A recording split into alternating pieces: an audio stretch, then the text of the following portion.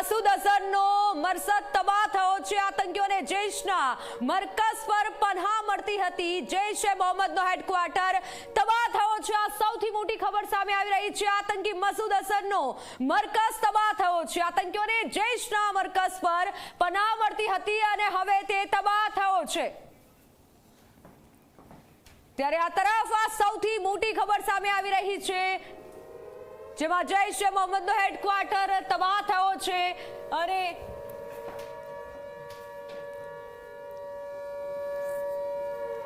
જૈશનું headquarter તબાહ થયું છે તેની અમુક તસવીરો પણ અમારી સામે આવી છે। આ સૌથી મોટી ખબર છે। મસૂદ અઝહરનું મરકઝ જ્યાં તે રહેતો હતો અને તેને હવે તબાહ કરવામાં આવ્યો છે, કારણ કે તેને પનાહ ત્યાં મળતી હતી, પરંતુ અમુક જે તસવીર સામે આવી છે તેનું હેડક્વાર્ટર આ હતું અને હેડક્વાર્ટર તોડી પડાયું છે।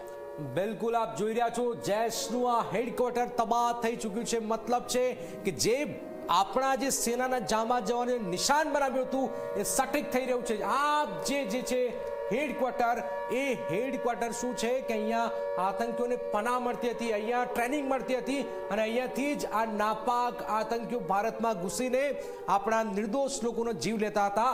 એ આ જે છે મસૂદ અઝહરનું આ જે હેડક્વાર્ટર જે છે એને તબાહ કરી દેવાયું છે। એક મોટી ખબર સામે આવી રહી છે કે આખરે આ જે હેડક્વાર્ટર જે છે મસૂદ અઝહર, અનેક આતંકી હુમલામાં સામેલ છે મસૂદ અઝહર, અને આખરે જેની રાહ જોવાતી હતી એનું આ જૈશનું હેડક્વાર્ટર જે છે એ તબાહ કરી દેવાયું છે। એક મોટી ખબર છે અને જે રીતે જાંબાઝ જવાનોએ એક પછી એક મિસાઇલો દાગી છે મિત્તલ, જબરજસ્ત જય જયકાર થઈ રહ્યો છે। હજી તો પ્રજાને જેવી ખબર પડશે કે આ શું થઈ રહ્યું છે, તો પાકિસ્તાનના જે આતંકી અડ્ડાઓ છે એના ઉપર એક પછી એક આ સ્ટ્રાઇક થઈ રહી છે।